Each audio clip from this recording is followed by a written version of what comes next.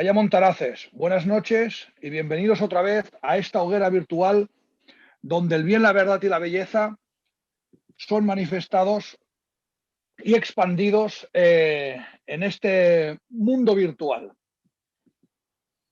El otro día, mi querido Montaraz, aquí, digamos, presente, me pasó el currículum del profesor Botalla.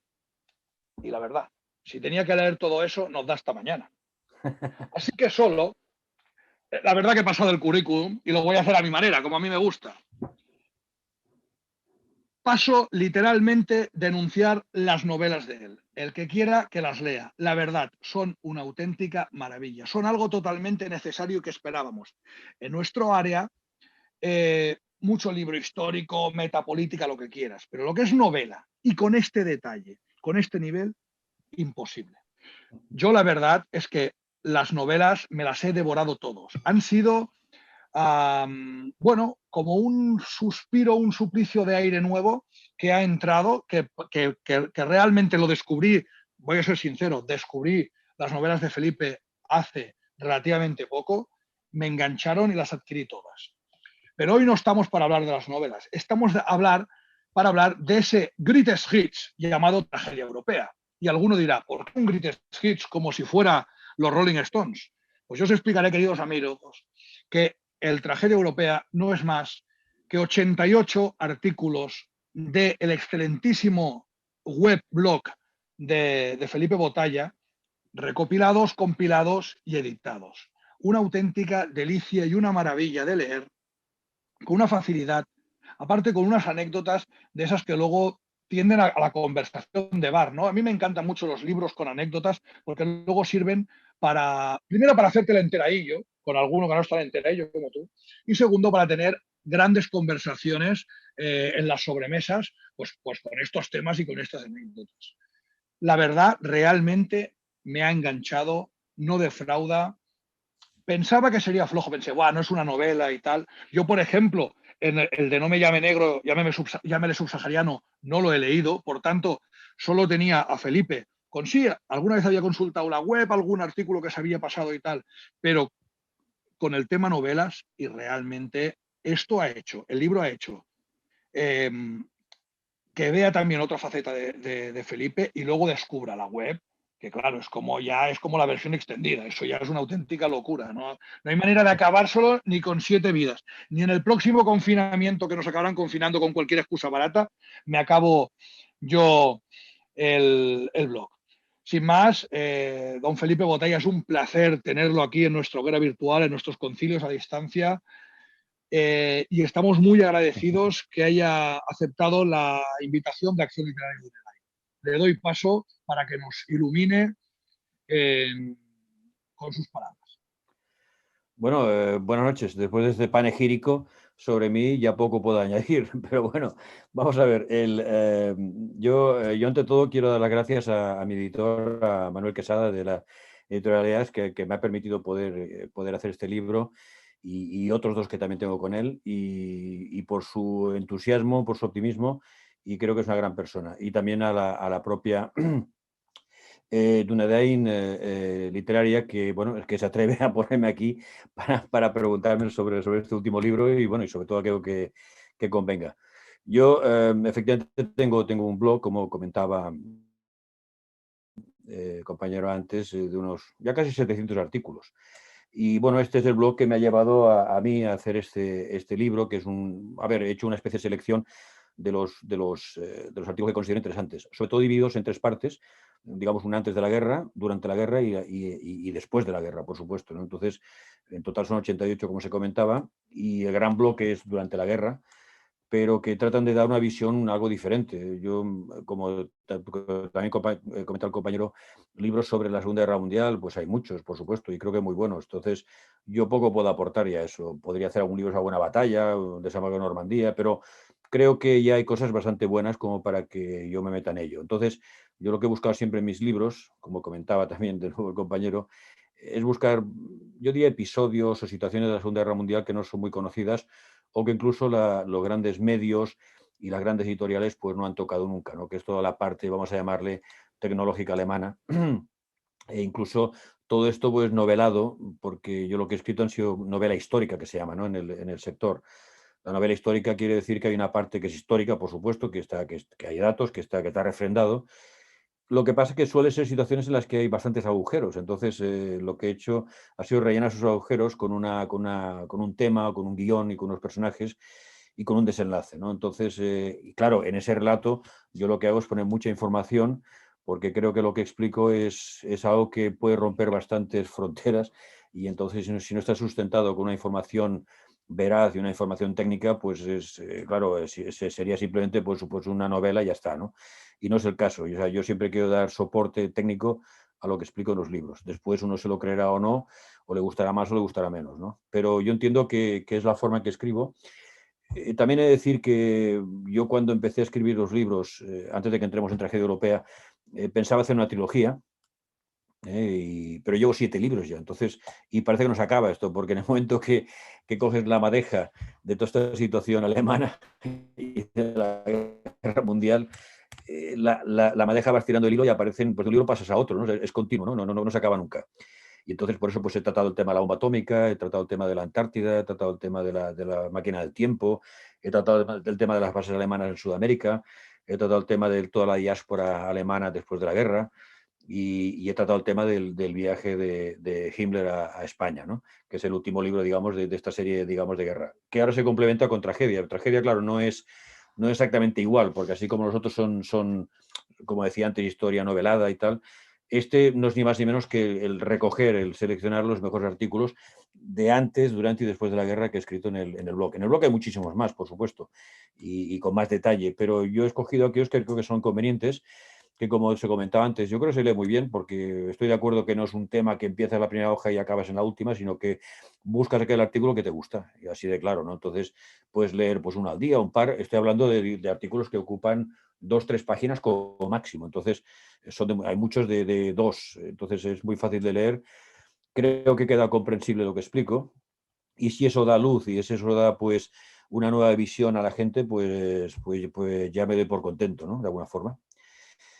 Quiero hacer un inciso también, ya que aquí estamos de noche, pero quiero dar las gracias a amigos de México y amigos de Argentina que también se han conectado, y que no me olvido de ellos y que les agradezco mucho que participen también.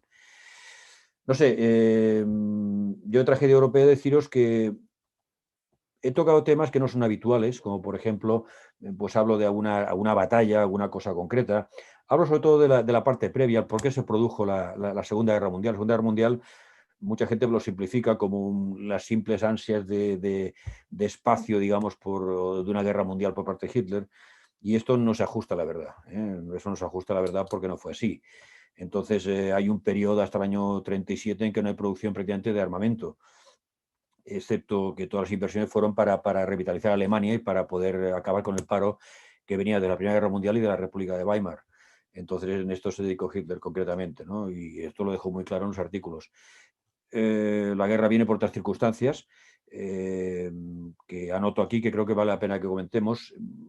Cuando Hitler sube al poder en el año 33 democráticamente, él lo que hace inmediatamente es renunciar a la deuda de Versalles, que era una cosa totalmente enloquecida. Él se sale de la Liga de Naciones, lo que luego fue las Naciones Unidas. Él sale del sistema monetario y del sistema, sobre todo, bolsista del mundo, y además hace 2 cosas muy importantes que esto ya lo condenan, y es editar su propio dinero y además iniciar el trueque. Cuando hay trueque entre países, pues no hay bancos. Por lo tanto, la banca, si sigues este esquema, pues desaparece. Claro, tú cambias tractores por trigo, ¿no? Entonces, esto fue algo muy grave para las oligarquías de aquel momento, para la plutocracia, y esto fue, yo diría, el inicio de la Segunda Guerra Mundial, ¿no? De hecho, a ver, cuando se inicia la guerra con el supuesto ataque a Danzig, a ver, Danzig era un terreno que había pertenecido a Alemania, como Memel y como Prusia, ¿no? Entonces, el ataque a Danzig también está justificado por otras razones de orden interno en Polonia contra la población alemana. Y además me hace mucha gracia porque 3 días después de la entrada en Polonia, el 3 de septiembre, se entró el 1, Francia e Inglaterra le declaran la guerra a Alemania. Repito que todo esto aparece en el libro, o sea, es un artículo que yo creo que es muy interesante. Y Francia e Inglaterra le declaran la guerra a Alemania porque habían suscrito un acuerdo con Polonia para defender Polonia en el supuesto que Alemania atacase. Evidentemente y geográficamente, mirando el mapa, ya se ve que eso es imposible en el año 39 poder hacer eso, porque había que dar un rodeo enorme y esto era imposible. Pero bueno, el acuerdo era este. Sin embargo, es curioso porque cuando entra la Unión Soviética en Polonia no le declaran la guerra. Y he de recordar que cuando Rusia entra en Polonia, también entró en las tres repúblicas bálticas, hubo la guerra con Finlandia, y entró en Rumanía y la Bucovina del Norte, con lo cual la agresión soviética fue mucho más feroz que la alemana, por supuesto, pero no tuvo ningún tipo de ataque ni ningún tipo de declaración de guerra. Es decir, que Alemania no declaró la guerra a Inglaterra y a Francia por el simple hecho de que ellos sí que se lo declararon. Con lo cual quedó todo como muy flotando, ¿no? Y estos son detalles que a veces la gente no sabe o no quiere saber o no se les explica sencillamente. Y yo creo que vale la pena saberlo, ¿no? Porque esto también puede explicar cosas que quizás no se entienden del todo. Quiero decir con esto que en el libro aparece este artículo y aparecen muchos más, ¿no? Pongo cosas anecdóticas, por ejemplo, hay un artículo que le hace mucha gracia a la gente, que es el del bioteléfono, que fue un invento alemán y que era un invento de los años 30 y que tú podías llamar con visión, con pantalla, a otro teléfono desde una estafeta, en aquel momento eran estafetas de correo, y podías hablar con cualquier ciudad de Alemania que tuviese una estafeta de correo, por lo tanto en todas, ¿no? Era bastante caro, pero esto también llama mucha atención a la gente, pero no se lo imaginan, ¿no? Y yo siempre digo que si tú ves reportajes, por ejemplo, de las Olimpiadas alemanas, ya ves cámaras de televisión, por ejemplo, ¿no? que están filmando año 36. Y hubo televisión en Alemania hasta el año 44, sobre todo programas de entretenimiento para los soldados heridos. O sea, que habían televisiones y se hacían pues, programas, como digo, sobre todo de entretenimiento. No iba más allá la cosa, pero que en este aspecto estaban muy adelantados, ¿no? Esto creo que es algo que la gente en general pues no discute demasiado, el hecho de la tecnología alemana, ¿no? Que también toco en el libro. La tecnología alemana en aquel momento era avanzadísima. Se dice cuando acabó la guerra y con todo lo que capturaron los aliados, el mundo avanzó más de 50 años en tecnología, y cosa que no puedo discutir, e incluso diría que avanzó más, ¿no?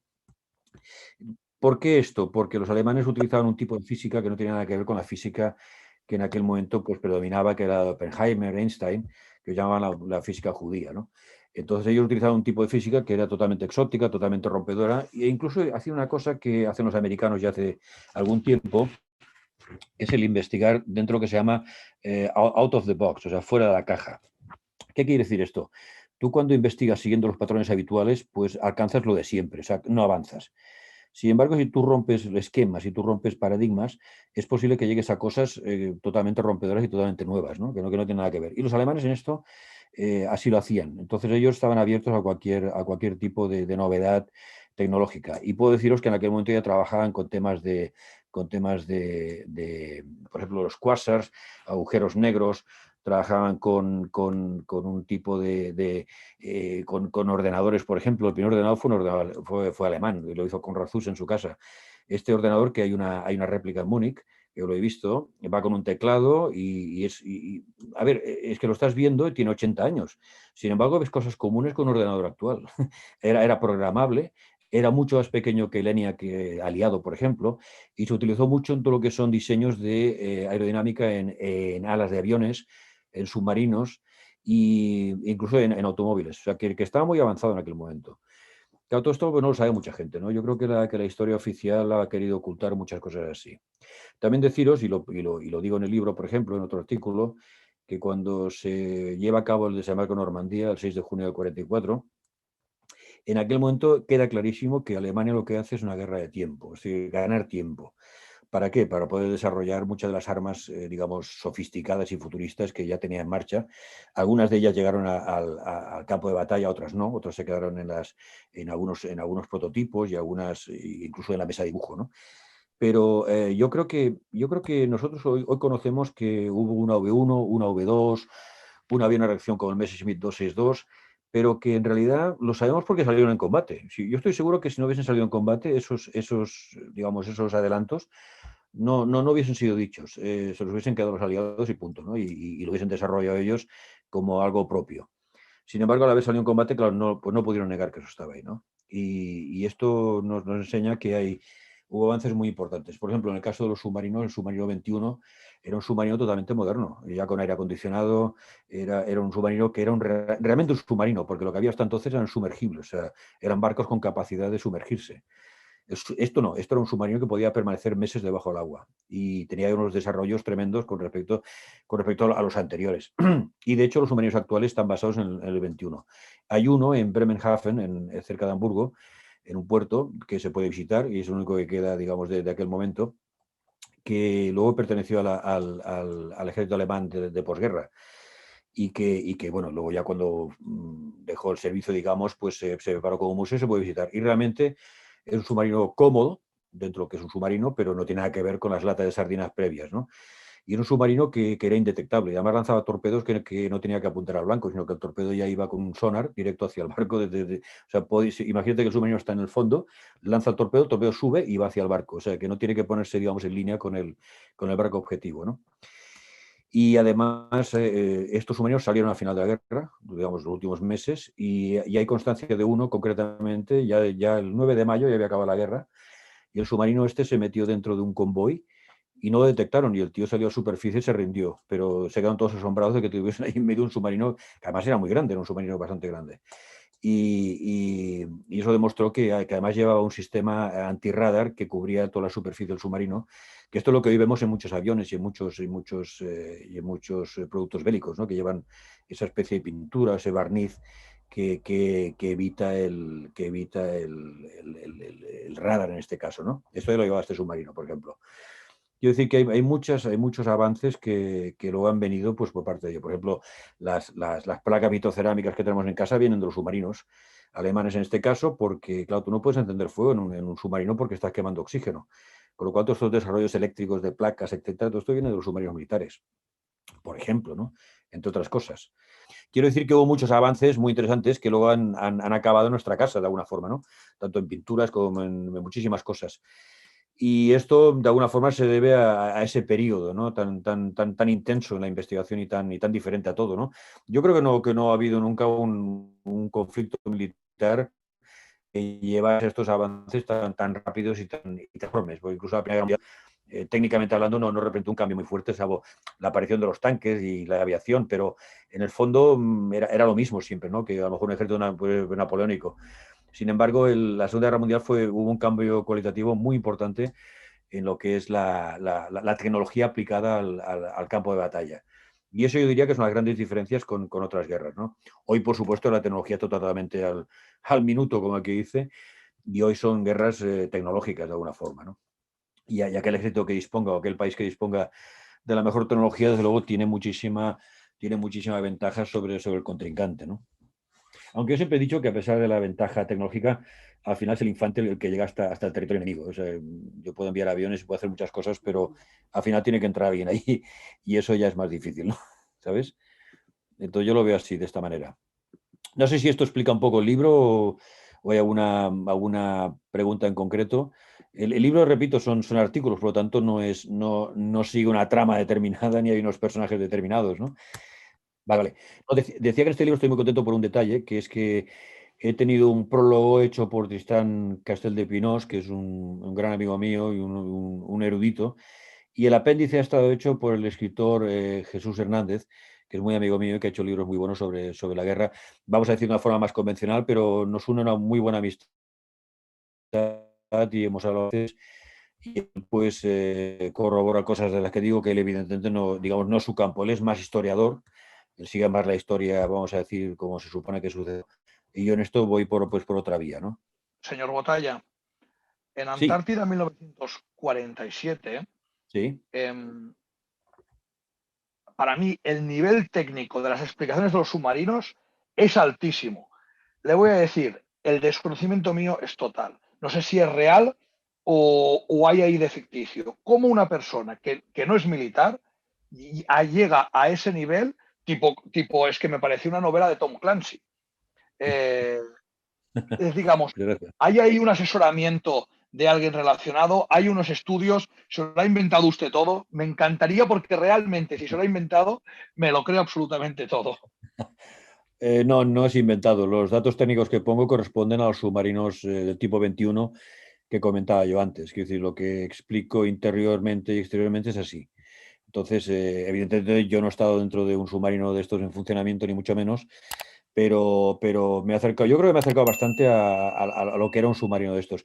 Pero sobre todo he contado con mucha información de cómo eran internamente, repito, y sobre todo la hidrodinámica que tenía el submarino, ¿no? Que era un submarino muy avanzado en su diseño, que era totalmente hidrodinámico, vamos, muy superior a cualquier submarino del momento de largo.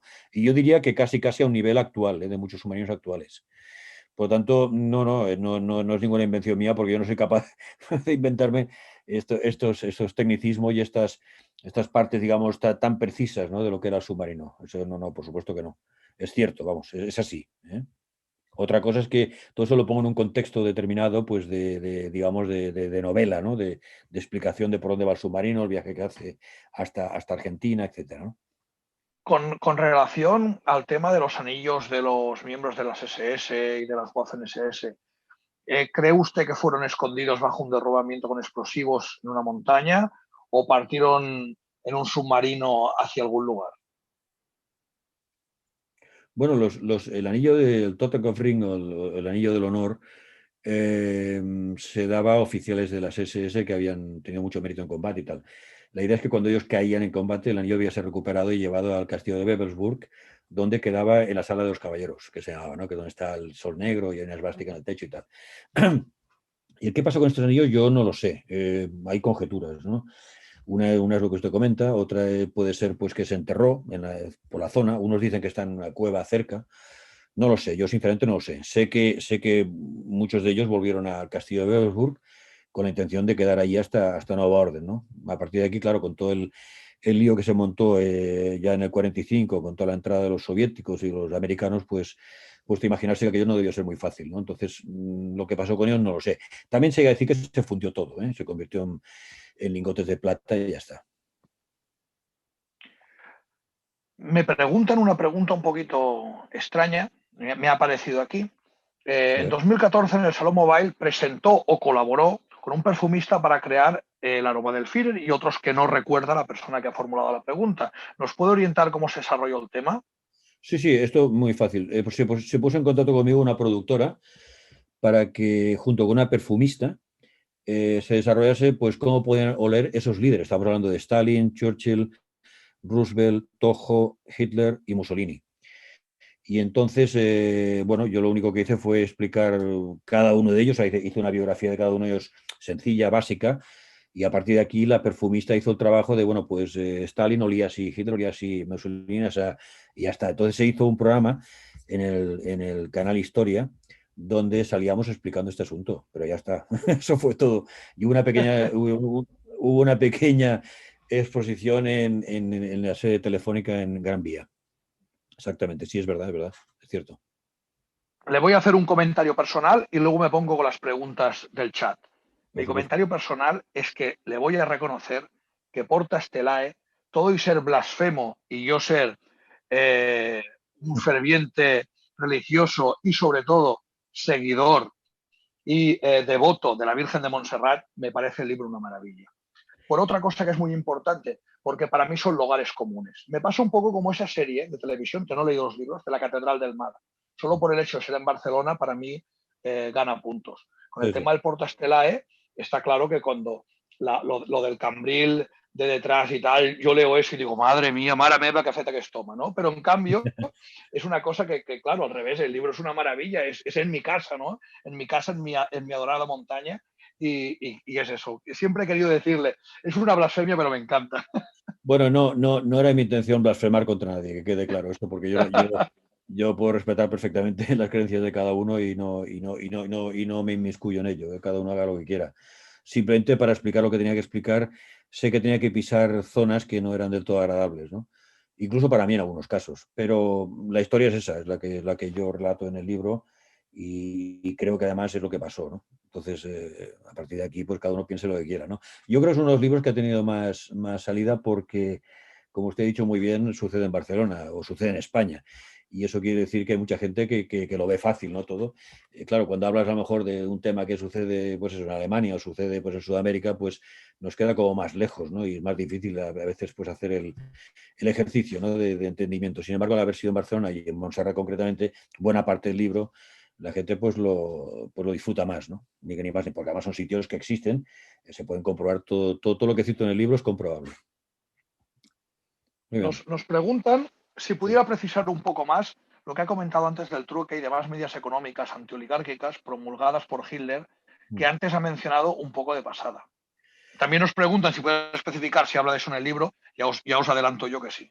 Sí. Bueno, no, es muy simple. Cuando Hitler llega al poder en el 33, Alemania está en un momento dificilísimo. Hay más de 6 millones de parados, la industria está hecha un desastre, es un país humillado por el Tratado de Versalles y, claro, él tiene que levantar todo aquello. De entrada él se saca de encima o él no reconoce la deuda de Versalles, así de claro. Y entonces promulga una serie de normas, sí, normas de carácter económico que revitalizan totalmente Alemania, pero en cuestión de nada, de muy poco tiempo. Que esto muchas veces se compara con Roosevelt, su famoso Big Deal, y Hitler le supera de sobras, las medidas que tomó fueron mucho más eficaces y Roosevelt se salva porque hay una Segunda Guerra Mundial. Si no, las medidas de Roosevelt no hubiesen sido un desastre también. Entonces, no, él lo que hace simplemente es decir, voy a imprimir mi propio dinero, o sea, no tengo que comprar ningún banco central, que es exactamente lo que nos pasa ahora, o sea, estamos generando deuda continuamente, porque un país soberano no puede tener su dinero. Mucha gente se sorprende cuando hablo de la Reserva Federal. La Reserva Federal, supongo que sabéis que es un banco privado y, sin embargo, es el que edita el dinero o el que imprime el dinero para Estados Unidos, ¿no? Entonces, claro, esto está en manos privadas. Claro, entonces va generando deuda continua y esto no hay quien esto no hay quien lo pague, es imposible, es totalmente, es una locura, ¿no? Entonces él decide editar su dinero, con lo cual él tiene poder económico en ese sentido. Él dice que se va de la Liga de Naciones y se va. Él sale del circuito bursátil y todo el tema de bolsas, con lo cual os podéis imaginar el golpe que esto representó para todo el tema financiero mundial, ¿no? Que es el tema importante. Y luego él inicia el trueque, que el trueque no es ni más ni menos que cambiar. Lo que he dicho yo antes, pues si tengo tractores, te los cambio a ti por trigo. Claro, cuando hay trueque, y como he dicho también antes, pues no hay bancos, ahí no hay dinero, con lo cual la banca pierde un bocado enorme, ¿no? Claro, esto representa un golpe brutal a la economía mundial incluso, ¿no? O la economía mundial y las bolsas tal como estaban montadas, ¿no? Y eso lo puso en una situación muy difícil de cara a los demás, porque además empezaba a ser un mal ejemplo. Pensemos una cosa, cada vez que se toca el dinero hay una guerra o hay un asesinato. En el caso, por ejemplo, de Lincoln, ¿por qué creen que le mataron en el Teatro Ford? Pues muy sencillo, porque él empezó a editar los greenbacks, que era un dólar editado por el gobierno americano contra plata, y además podía dar unos créditos a un interés bajísimo a la población, con lo cual esto era fantástico. Pero claro, esto iba en contra de los banqueros en aquel momento británicos, que son los que el Banco de Inglaterra, que sobre todo es el que manejaba a Estados Unidos, ¿no? Claro, murió. El presidente Kennedy, el 4 de junio del 63, editó la orden Kennedy y dijo que la Reserva Federal, nada, que el gobierno iba a imprimir su dinero. En noviembre lo mataron, por supuesto. Y le hizo lo mismo. El amigo Gaddafi, que no era ningún monaguillo, el tío que hizo, pues él hacía su propio dinero y además estaba dando unos créditos blandísimos al resto de África y además a la gente, a los propios libios les daba gratis los créditos sin ningún tipo de interés. Claro, estos son malos ejemplos. O sea, el sistema financiero mundial no puede permitir estas cosas y acaba con ello rápido. ¿Por qué acabaron con el zar? Porque no quiso entrar digamos, en el juego de los Rothschild en aquel momento, a final del siglo XIX, y le montaron la Revolución Rusa, por supuesto. La Revolución Rusa está totalmente pagada por dinero de bancos y ya está, porque interesaba que el zar se fuese de allí, como fuese. Y eso que ya se había ido cuando se inició la revolución, pero fue así. Pues sí, en el momento que tocas un tema económico y que pone o desestabiliza el sistema que está montado, hay una guerra si hace falta. Como mínimo asesinato. Y si no, una guerra. Esta cuestión se plantea muchas veces, pero no deja de generar incógnitas. Claro. Teniendo en cuenta nuestra posición geográfica y que había miles de voluntarios dispuestos a unirse al frente, ¿habría vencido al eje de haber participado España oficialmente en la guerra? Vamos a ver. Si partimos de la base que dicen que Hitler quería conquistar el mundo, era un objetivo totalmente utópico, totalmente fantasioso. No podemos olvidar nunca que el ejército alemán cuando se inició la guerra, y durante toda la guerra, tuvo buena parte de su movimiento tirado a caballo. Más de la mitad de su movimiento era mitad, digamos, a caballo. ¿Cómo quieres conquistar el mundo a caballo? ¿Tú has visto el mapa? Es imposible. O sea, y en esto no, vamos, Hitler sería todo lo que tú quieras, pero desde luego tonto no era. Y hay cosas que no pueden ser. Otra cosa es que se ha dicho eso, que quería conquistar el mundo. Que esto es una falacia, esto no es verdad. Que hubiese entrado a España o no, yo creo que no hubiese hecho una gran diferencia, ¿no? En el fondo, porque España en aquel momento estaba destrozada y su capacidad militar pues era perfectamente descriptible. Yo creo que no hubiese cambiado las tornas, ni muchísimo menos. No lo creo, no lo creo. Eh, yo creo que lo que Hitler quería en la guerra era lo que se llama el Lebensraum, que era el espacio vital, y era ir hacia Ucrania. Esto sí, y esto lo dice Mein Kampf. Pero una cosa a nivel mundial es que es un absurdo. De hecho, no tenía ni bombardeos estratégicos. Cuando hablan de los bombardeos sobre Londres, los Heinkel y los Junkers que volaban sobre Londres estaban escasamente 5 minutos, tenían que regresar, pues no tenían autonomía de vuelo. Sin embargo, los aliados sí que tenían bombardeos estratégicos que alcanzaban a Alemania sin ningún problema. Quiero decir que su visión no era una visión de tipo conquistar el mundo, porque era una utopía absoluta, era una idiotez, así de claro. Entonces, que España participase o no, yo no creo que hubiese cambiado nada, sinceramente.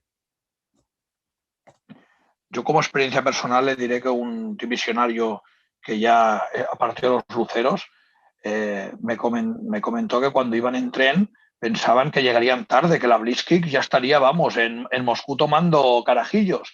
Y cuando llegaron, dice, pues si el ejército es hipomóvil, o sea, van todos a caballo. Sí, sí que es verdad. Y sí, y es una cosa que le sorprendía porque incluso la propia propaganda Mm. y lo que habían visto también durante la cruzada, porque claro, que al final fue un campo de pruebas, les sorprendía que luego a la hora de la verdad todos fueran a caballo. Pero sí, los tanques que tienen los alemanes en aquel momento, el Panzer I, el Panzer II, el 3 y el 4, que ya en el año 39-40 ya empezaron a ser obsoletos totalmente. El 1 y el 2, por supuesto. Esa era la gran fuerza blindada que tenían ellos. Y tenían, cuando empezó la guerra, creo que tenían 9 divisiones blindadas, que esto no vas a ningún sitio con eso. Los rusos tenían más de 100, por ejemplo, ¿no? Es decir, y luego el ataque a Rusia, no nos engañemos, esto lo dice Víctor Suvorov en el Rompehielos. Lo que estaba preparando Stalin era la toma de toda Europa occidental. Y de hecho, por eso yo cuando leía la historia de la Operación Barbarroja, cuando entraron en Rusia, que empezaron a capturar millones de tíos que estaban allá. Digo, la pregunta es que, ¿qué hacían allí estos tíos? Están preparados para lanzarse sobre Europa. Lo que hizo Hitler, lo que llamaríamos hoy un ataque preventivo. Se adelantó 15 días al plan soviético. Y de hecho capturaron cantidad llevaba una especie de libretas con frases típicas en alemán, en inglés, en francés y en español. O sea, y unos mapas topográficos de un nivel espectacular. Y luego tenía más de 1 millón de paracaidistas, que era una tropa de asalto, la paracaidista, no es una tropa de defensa. O sea, estos tíos están preparados para entrar. Y esto lo dice Víctor Suvorov, repito, en El Rompehielos, que es un libro que no te puedes perder, porque además lo dice con fechas, todo. Y en mayo, y ya lo dijo Stalin en la Escuela Oficial de Moscú, ya dio un discurso diciendo que el comunismo tenía que expandirse por la fuerza, porque por otra vía no podía. Y entonces preparó un ejército para atacar, y lo que hizo él fue parar eso de alguna forma. Vamos a Entonces, preguntas relacionadas con los libros. Del vuelo del águila. ¿Quién fue Arno en el mundo real? bueno, Arno es un niño ahí, ¿no? A ver, sí, yo he puesto yo he puesto aquí un personaje que es el abuelo y luego está el niño. El abuelo es una síntesis de 3 personas, que he hecho yo, de 3 personas que me explicaron muchas cosas de aquella época, saber que eran veteranos, por supuesto. De hecho, ya 2 de ellos ya han muerto y uno está prácticamente también.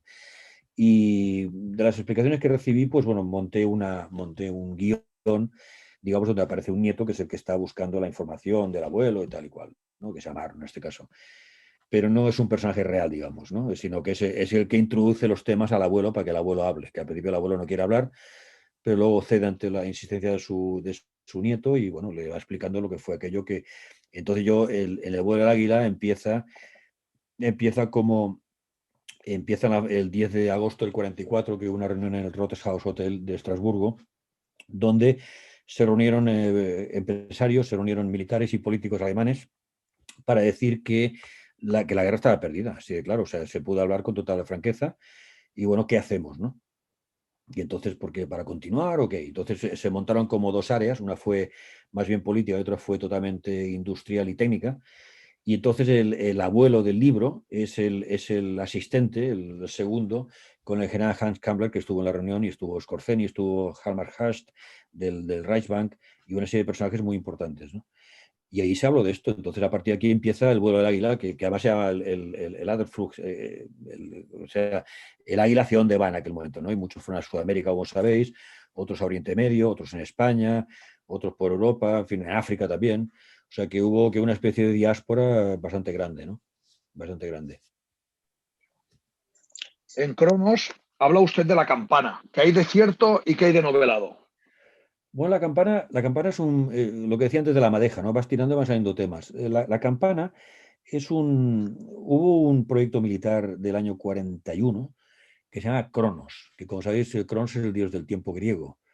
Claro, que un proyecto militar se llame Cronos es como muy curioso, ¿no? Bueno, lo que le pasa, no había demasiada información, era bastante escueto, pero me llamó mucho la atención, ¿no? Luego vi que ese mismo proyecto, al cabo de año, año y medio, se subdividía en dos. Uno era Thor, que Thor, como sabéis, en alemán es puerta o es portal, y otro Lantenträger, que es quien porta la luz.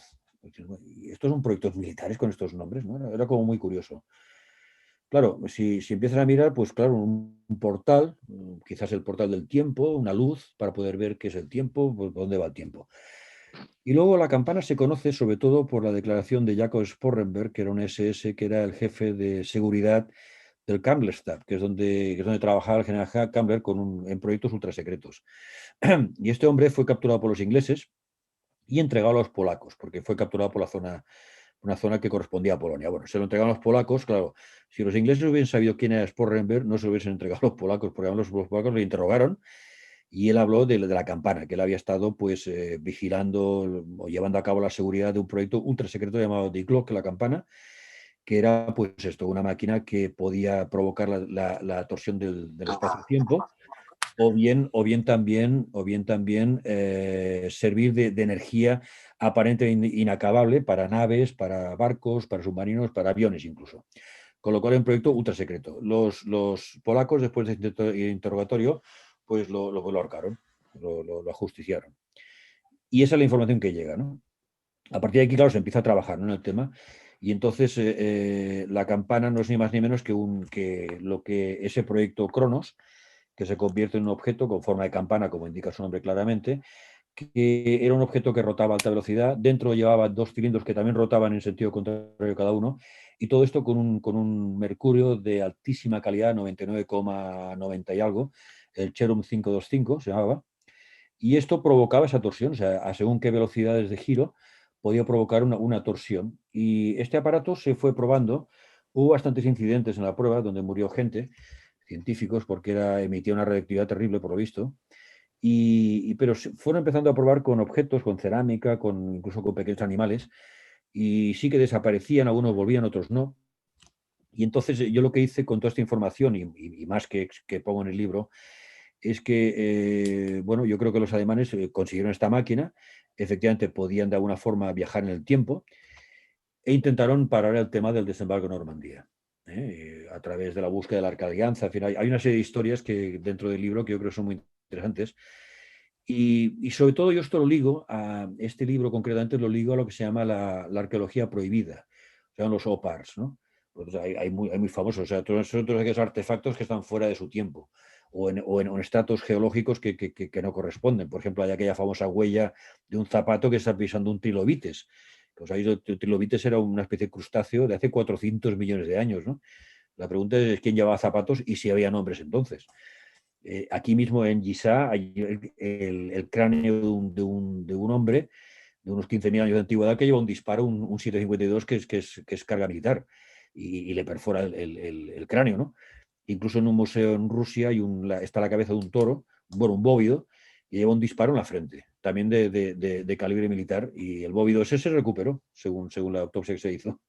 Entonces, todo esto yo lo ligo a quién podía estar haciendo safaris temporales en aquel momento, ¿no? Y entonces lo pongo con respecto a la campana que comentábamos, ¿no? Ahora le hago una pregunta que me encanta y la tengo que leer textualmente. Ay, Dios mío. Buenas noches. Me gustaría saber si con toda la documentación que ha llegado a su poder y lo que ha investigado, Alemania hizo referencia a la verdadera estructura de la Tierra y cómo realmente es. También referente a la Luna y la carrera espacial, si es que realmente se puede salir de la Tierra. A ver, Corto y sobre la cambio. estructura de la Tierra, no sé si se refiere a la Tierra hueca también, no lo sé. Los alemanes se tomaron muy en serio la Tierra hueca. Para mí es un concepto que me cuesta entender, sinceramente. Entonces, la Tierra hueca no es ni más ni menos que se supone que dentro de la Tierra hay otra Tierra.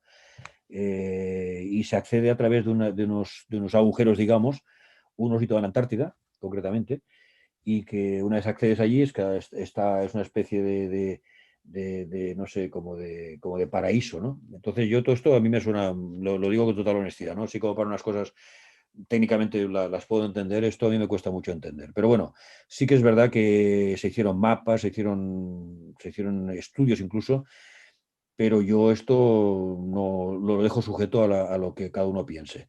En cuanto a viajes espaciales, a ver, es muy difícil salir de la Tierra porque están los anillos de Van Allen que impedirían salir cualquier nave con astronautas. O sea, tendría que tener una pared en la nave pues más potente que la de un tanque, ¿no? Porque otra cosa es poder salir desde los polos. Desde los polos sí que evitas los Van Allen estos aros, estos arcos y puedes llegar a la Luna, ¿no? Si llegaron a la Luna, algunos dicen que sí. Yo defiendo también que es posible que hiciesen cosas que no nos imaginamos en este momento, ¿no? Ante tal desesperación, yo creo que eran capaces de haber hecho algo muy potente, ¿no?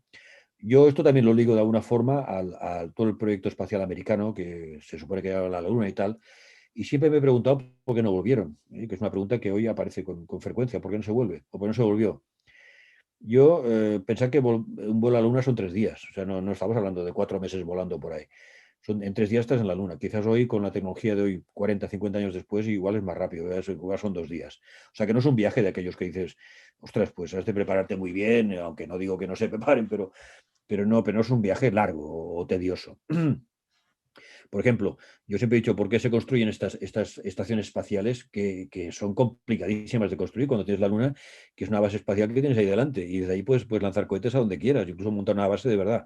Sin embargo, esta opción, que aparentemente tiene cierto sentido, pues parece que la NASA no la contempla, o los rusos, y prefieren hacer las Soyuz y todas estas bases que están ahí flotando, que son muy complejas y que yo creo que sería más fácil llegar a la Luna.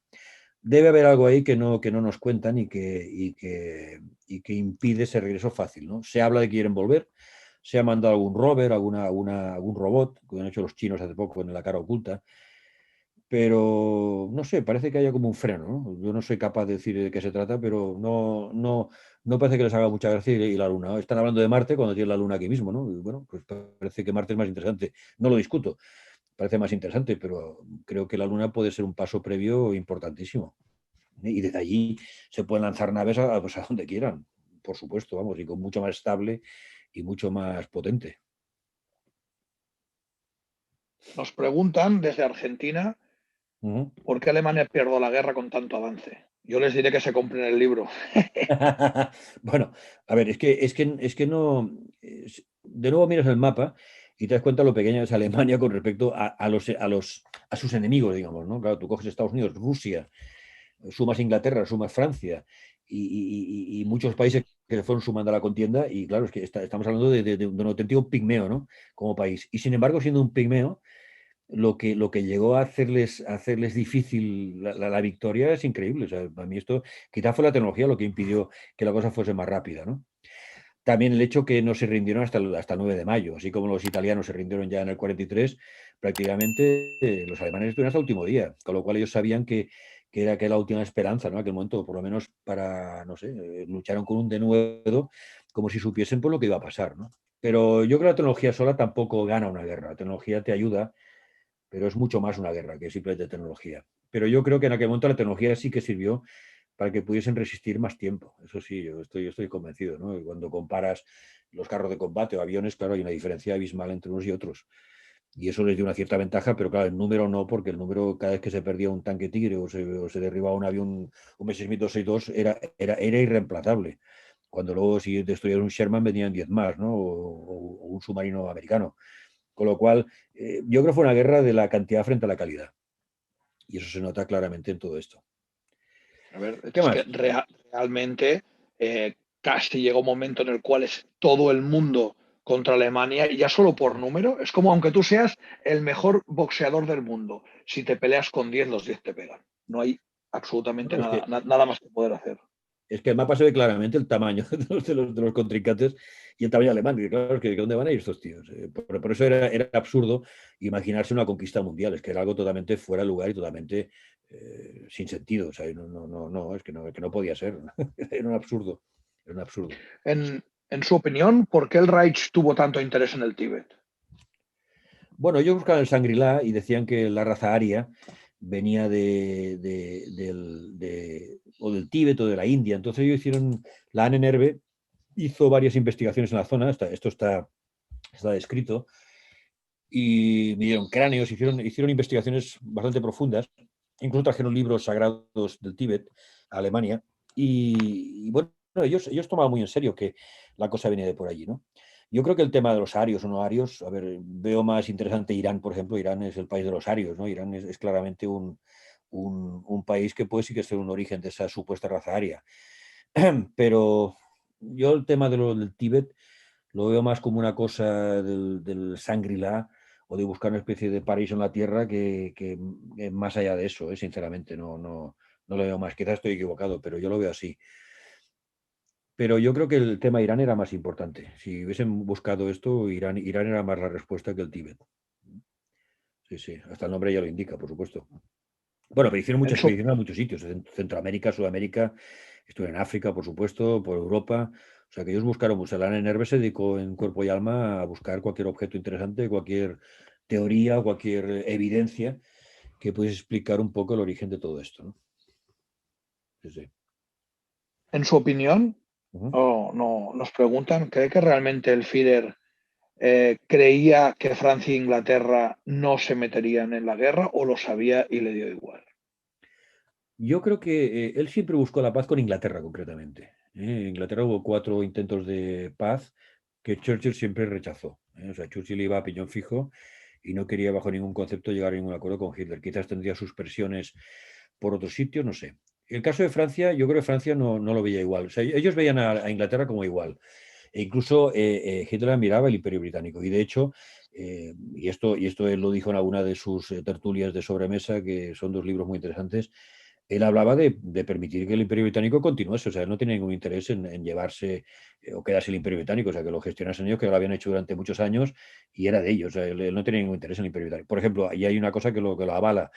Cuando ellos conquistan Francia, la gendarmería continúa, la bandera francesa continúa, la flota en Toulon continúa, las colonias francesas en África continúan. O sea, no se inmiscuyeron en nada. O sea, ellos lograron la ocupación de Francia, pero incluso el gobierno de Vichy. O sea, que ellos ocupaban media Francia. O sea, no tuvieron ningún caso, ningún interés en lo que son colonias digamos, ultramar. Todo esto pertenecía al país y punto. Ellos estaban en Francia simplemente. E Inglaterra hubiese sido exactamente igual. Por supuesto que hubiesen tomado Inglaterra, dudo que hubiesen hecho algo contra. Yo creo que hubiesen sido más socios que no enemigos. Pero esto Churchill fue totalmente irreductible y el hombre, pues hasta el final, que no, que no, que no, que no, que no. Y la historia, pues es la que es. Pero yo creo que se hubiese logrado un buen acuerdo. Yo creo personalmente que sí. Y de hecho, muchos ingleses, y sobre todo mucha aristocracia, estaba del lado de Hitler. Pero bueno, luego la cosa cambió. En este aspecto, Sir Oswald Mosley siempre decía que las necesidades de Alemania no tienen nada que ver con nosotros. Nosotros somos una isla y tenemos nuestro imperio. Y Alemania se quiere expandir dentro de Europa y hacia Rusia. Por lo tanto, a nosotros no nos Sí. afecta. Y los No, no, y ingleses es no verdad. deberían meterse en este tema. No, no, Eso lo y es decía verdad. Mosley siempre en varios discursos. Y es verdad, y por eso la operación León Marino, que era la operación alemana para conquistar Inglaterra, quedó en nada, porque es que en realidad no era su interés invadir Inglaterra en el fondo, no lo deseaba. Los tenía más como iguales que ellos que diferentes, ¿no? Entonces, en fin, fue más una cosa de la batalla de Inglaterra entre aviones, que fue un desastre, y ya está, y aquí se acaba la historia, ¿no? Y luego, pues, perdonó al ejército de Dunkerque, a los 300.000 ingleses que, bueno, pudieron regresar a Inglaterra, ¿no? Pero pues, podía haber acabado con ellos. Sin embargo, detuvo a los tanques pues unos kilómetros antes de la costa. Podía haber acabado allí con el ejército británico. Inglaterra hubiese estado, vamos, de rodillas en aquel momento y no lo hizo. Quiero decir que creo que dio suficientes muestras de que Inglaterra para él no era el enemigo. Así de claro, ¿no? No era el enemigo. Pero bueno, Otros quisieron que sí, ¿no?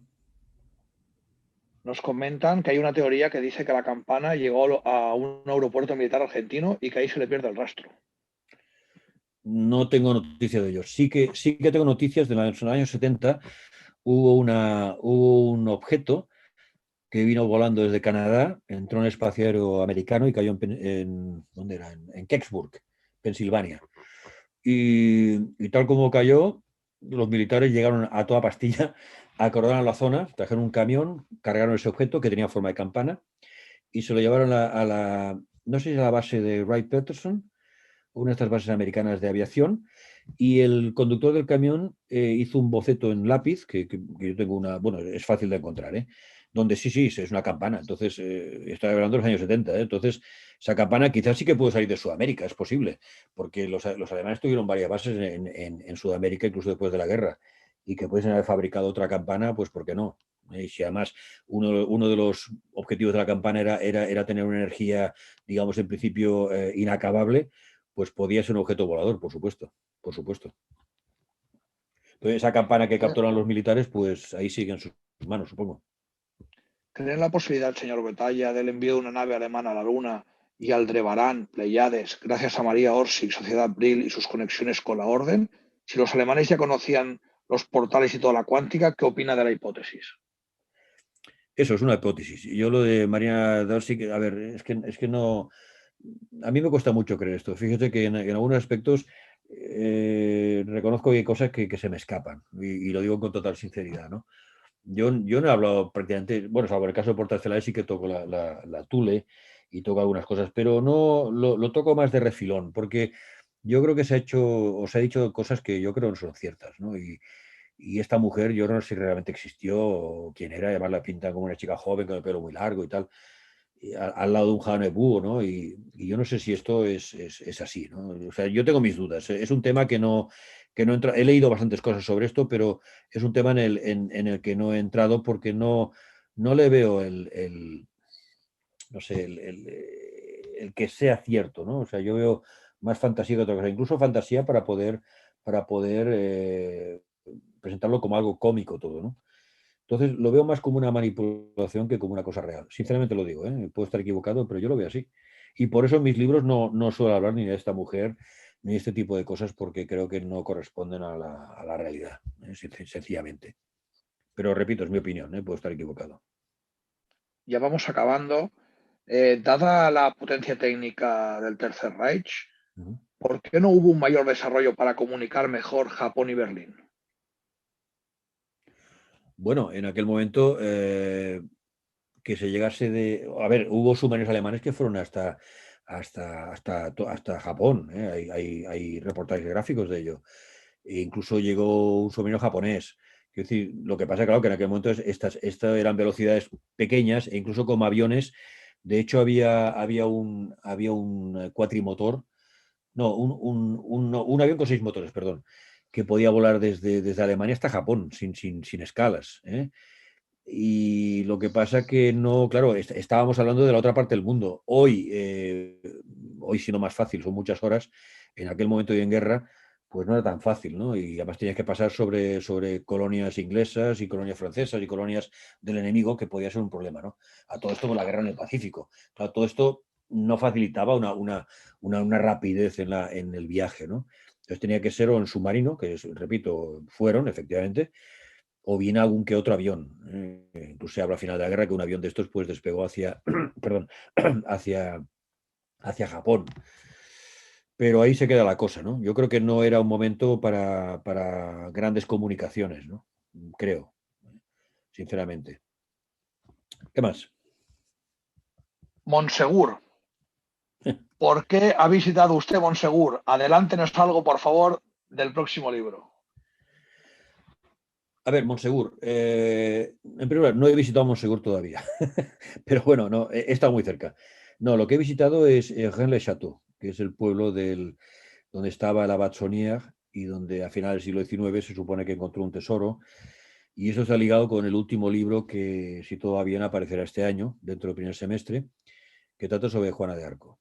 Y entonces me interesa mucho todo el tema este del sur de Francia, porque, por ejemplo, en Rennes-le-Château, que es un sitio muy misterioso, hicimos concretamente una excursión en el mes de octubre con esa serie de personas. Realmente es un sitio que tiene cierto misterio, ¿eh? O sea, allí ha pasado algo que no se explica. Puedo decir que en la Segunda Guerra Mundial, donde toda la guerra, hubo siempre dos soldados alemanes en Rennes-le-Château, en la Villa Betania, donde vivía este sacerdote que ya murió en el 17, en el año 17, creo que fue en el 1900, no, fue en el 22, me parece.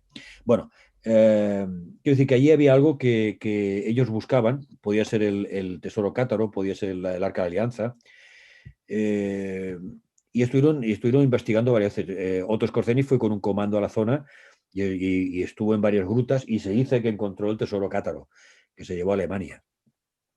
Se dice, incluso pues encontraron monedas que luego las tenía la mujer de Bormann, que debían de pertenecer a este tesoro cátaro. De todas formas, todo este asunto es bastante enrevesado y bastante complejo, ¿eh? No es fácil, ¿eh? Hay cosas muy curiosas en la zona, por ejemplo, pues Rennes-le-Château, pues el Castillo de las Reinas, luego tienes Arques, que es Arcas, el Valle de las Arcas. ¿Por qué se llama esto así, no? Luego, cuando investigas, te das cuenta que los templarios, por ejemplo, trajeron, se supone, la Arca de Alianza, la llevan a Chartres. En Chartres está el pórtico de los iniciados, que se ve la Arca de Alianza. Luego lo llevaron a un pueblo que se llama Estenay, en el norte, muy cerca de donde nació Juana de Arco. Luego, ante la presión, la llevaron al sur, se supone que a Arques, y ahí acaba la historia, ¿no? Entonces, yo creo que los alemanes se movieron por la zona de la Nerve, incluso estos comandos de Skorzeny, buscando objetos o reliquias de aquella época, ¿no? Entre ellas la Arca de Alianza, por supuesto. Por supuesto. Me hacen un comentario pregunta A ver, larguito. Empiezo. a ver. Creo que minimiza, señor Botalla, la importancia que pudiera tener España en la Segunda Guerra Mundial.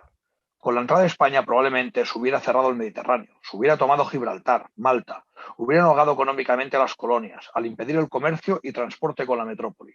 Además, hubiera aliviado un poco al Afrika Korps y demás unidades alemanas que tuvieron que ir a ayudar a los italianos en el norte de África, Grecia, etc. Recordemos que teníamos el ejército de África, bregado en combatir en este contexto, y un ejército, aunque pobre, muy fogueado en la guerra civil. Quizá así se hubiera evitado el desembarco aliado en Italia y Alemania, podría haberse centrado en el frente del este, quizás haber llegado a los pozos petrolíferos del sur. No digo que con España se hubiera ganado sí o sí, pero creo que hubiera tenido mucha relevancia. También me gustaría que valorara la capacidad de Alemania en aquel momento para armar y vestir al ejército español si hubiera entrado en la guerra. Bueno, es una hipótesis que puede ser verosímil, no la discuto. Yo simplemente digo que creo que España no estaba en el momento de una confrontación como esa. De hecho, cuando Hitler vino a Hendaya, él sabía que Franco no le iba a dejar pasar por España, porque España estaba muy mal en aquel momento. Hemos de ser conscientes de esto. Hacía escasamente, pues menos de un año que había acabado la guerra civil, y os podéis imaginar cómo estaba todo.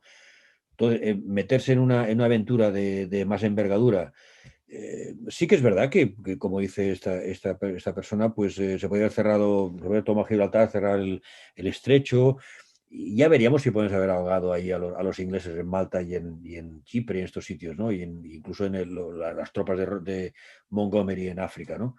Pues tampoco olvidemos que desde Rusia podían haber mandado también refuerzos a través de Irán, y que llegasen hasta el frente mediterráneo. O sea, aquí podían haber pasado muchas cosas. O sea, el escenario se abre totalmente, ¿eh? Yo creo que Franco en esto fue bastante inteligente, en el sentido de decir, bueno, no, o sea, hay cosas que no puedo hacer en este momento, queda más adelante, pero ahora lo primero que tengo que hacer es recuperar este país que está hecho un desastre, como estaba realmente. No, y no estoy menospreciando la capacidad del soldado español.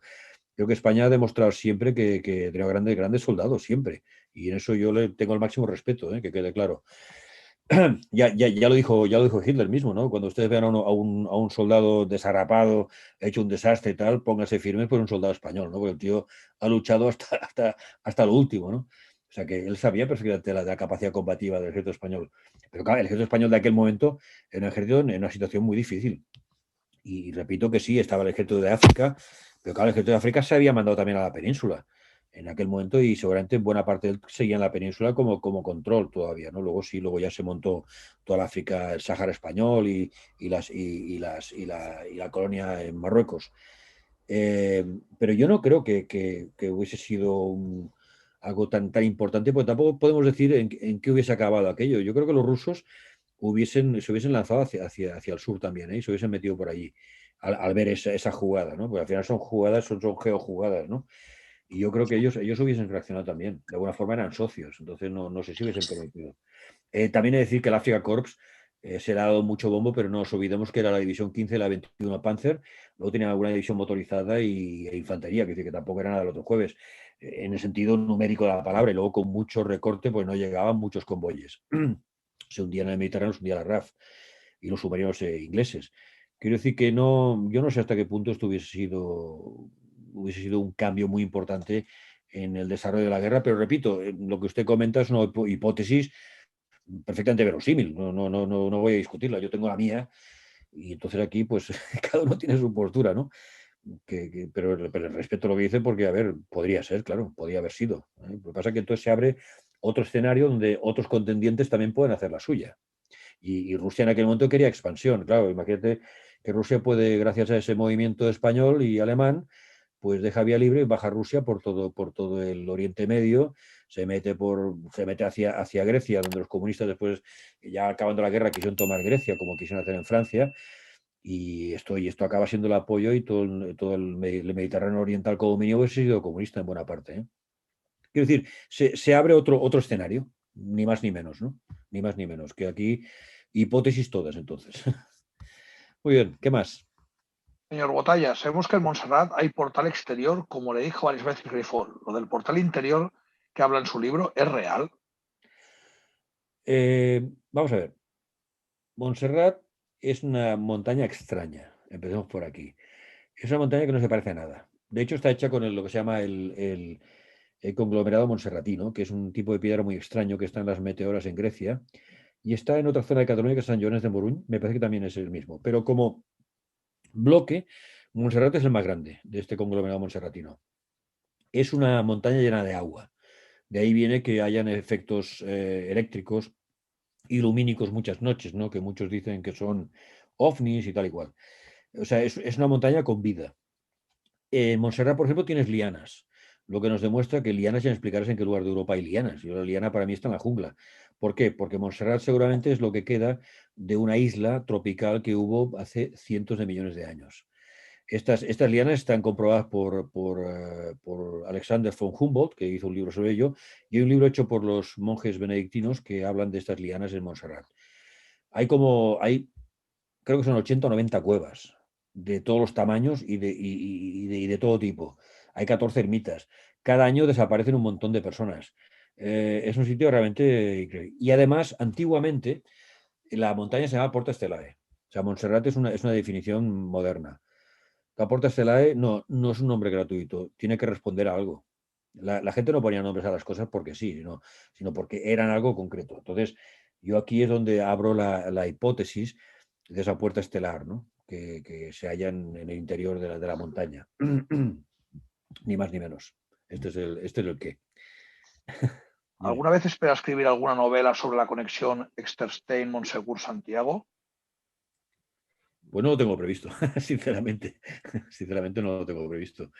No digo que no, pero la verdad es que el escribir requiere un esfuerzo enorme, y no es que yo sea perezoso, ni mucho menos, pero requiere un esfuerzo de hacer algo que tenga sentido. Y esto a veces es muy difícil. Y luego esto conectarlo con una historia que el lector se sienta, digamos, partícipe. Y esto es algo que, repito, tiene mucho trabajo y no es fácil, sinceramente. O sea, yo me hago cruces cuando veo que escriben tantos libros. No, yo para escribir un libro pues requiere un tiempo. Este ha sido más fácil porque ha sido una recolección, si tú quieres, pero un libro requiere mucho tiempo, no es fácil y que tenga sentido lo que explicas, ¿no? Y que si alguien quiere comprobar algo, lo puede comprobar. Con lo cual, no tenía previsto esto. Tampoco sé si si va a haber un octavo libro, ¿no? Después del de Juana de Arco, pero no lo sé, ya veremos. También pensaba que eran 3 y son 7, ¿no? Quiere decir que no tengo nada previsto y lo digo con total sinceridad, ¿eh? No tengo nada previsto en este momento. La primera es, ¿se conocen algunos principios de esa física exótica en la que estaban interesados los alemanes? Bueno, básicamente era física cuántica, concretamente, pero muy adelantada. Y luego todo el tema de agujeros negros, que ellos ya estaban haciendo varias teorías de lo que podían ser, e incluso qué rendimiento pueden sacar un agujero negro, que yo no me lo puedo ni imaginar cómo logras sacar algo de un agujero negro que está a una distancia brutal, ¿no? Y que cualquier cosa que se acerca la absorbe. Entonces, no sé, pero ellos tenían interés en los agujeros negros, por ejemplo, que, repito, están en el espacio y están situados en sitios. Quizás estaban pensando a lo mejor en agujero de gusano, ¿no? Creo que pasas de un sitio a otro dentro del espacio muy rápidamente. Quizás venía por aquí la cosa, ¿sabes? Pero, claro, estoy hablando, cuando digo física exótica, claro, ahora nosotros decir todo esto no nos parece tan extraño, pero el año 42 es como hablar de, no sé, lo que tú quieras, algo totalmente incomprensible, ¿no? Incomprensible incluso para muchos científicos de la época, ¿no? Que esto se escapaba totalmente de sus conocimientos. ¿Considera usted que los aliados pudieron tener otras alternativas con mayor valor estratégico que invadir por Normandía al Reich cuando lo hicieron? A ver, ellos me imagino que estudiaron varias posibilidades, ¿no? De cómo entrar. Siempre estaba el tema de Calais, que es mucho más cerca de Inglaterra, o sea, desde el punto de vista de movimiento de tropas es más fácil, ¿no? Y luego estás mucho más cerca de Alemania, te evitas todo Francia. Pero eh, la verdad es que el por qué eligieron Normandía, para mí sigue siendo una duda todavía, ¿no? Porque miras el mapa y sí, parece tener sentido, ¿no? Bajar hasta ahí y luego tirar hacia París. Pero claro, es que Calais sigue siendo como más lógico, ¿no? O Dieppe. Parece como más lógico. Sin embargo, por los aliados eligieron Normandía, que además esto provocó un destrozo en la zona terrible. Y por allí fueron. No sé, es todo como muy curioso, porque además, incluso si aquí queréis el tema esotérico, pues claro, 6 de la mañana del 6 de junio del sexto mes, ¿no? 666. El D-Day, el día D, que es el día del desembarco, el día del demonio, del diablo. Los alemanes llevaban a cruz en los aviones, los otros llevaban estrellas de 5 puntas, tanto los rusos como los americanos. O sea, aquí puedes ir buscando una serie de cosas muy curiosas que a veces pues, no te paras a pensar, pero quizás tiene algún significado. Eisenhower decidió hacer el desembarco en ese día concretamente. Tuvo otras oportunidades e incluso eligió ese día incluso con el rechazo de los meteorólogos, ¿no? Que decía que podía ser una noche muy difícil para cruzar el charco hasta Normandía, ¿no? Sin embargo, él pues llevó adelante el tema y bueno, le salió bien, pero él, ¿por qué elige ese día en concreto, no? ¿Por qué la nave que aterrizó en la Luna se supone fue la 11 y no fue la 1, la 2 o la 3? ¿A qué esperaron, no? Es decir, hay una numerología que también hay que tener en cuenta, curiosamente. Yo no soy muy esotérico, pero reconozco que es como muy, muy curioso, ¿no? El ver estas cosas. Yo creo que en el supuesto de ese ataque aliado, quizás la opción de Dieppe o Calais parece tener más, o incluso Holanda. Holanda lo que pasa es que está todo el tema de los canales y esto es más complicado, pero quizás hubiese sido más lógica, ¿no? Por distancia y por llegar antes a Alemania y evitando pues, todo el follón en Francia, por ejemplo. Pero se decidió Normandía. Venga. Situándonos en la actualidad y constatando que efectivamente tras 1945 no hemos tenido más que tragedia, miseria y destrucción, ¿qué consejos daría a aquellos que se oponen al actual Zeitgeist? ¿Sirve de algo intentar cambiar las cosas mediante la política o es preferible dedicar nuestros esfuerzos en otros campos? Yo creo que Europa, el mundo occidental terminó en el 45. Entonces esto lo estamos viendo ya en este momento. ¿Qué se puede hacer? Como mínimo saberlo. Como mínimo saberlo. Yo creo que es lo más importante. Luego cada uno dentro de su parcela, pues lo que pueda. No hay un movimiento organizado, ni un líder determinado, ni hay nadie que, digamos, que plante cara a todo esto. Hay esfuerzos individuales, a un pequeño grupo, pero no llega a nada, porque claro, lo otro es una maquinaria tan inmensa y tan brutal que es muy difícil, ¿no? Muy difícil. Yo creo que cada uno debe permanecer en su trinchera y desde su trinchera pues hacer lo que pueda hasta donde sea. Yo en mi caso mis libros y mi blog, ahora esta conferencia, pero claro, no, es que no se puede ir más allá. Lo digo con total sinceridad y con total pena, ¿no? Pues estoy viendo cómo va cayendo todo, que ha costado tanto construir y que bueno, que de repente esto ya no sirve para nada y ahora pues vamos a otra ingeniería social y alguien ha dicho que el mundo actual no puede ser y que ha de ser como yo digo. Ya está. Y a partir de aquí, todo el dinero que haga falta, los medios, el virus, lo que haga falta, o sea, lo que haga falta y ya está. No hay más. O sea, nos enfrentamos a un enemigo despiadado, muy potente, mucho, como nunca yo creo. O sea, yo creo que nunca había un imperio en la historia con esta potencia, con esta capacidad de doblegar al mundo entero, ¿eh? Que esto se dice muy pronto, ¿eh? Sin embargo, así es. Entonces, está muy difícil, ¿eh? No, me gustaría decir otra cosa, pero os engañaría.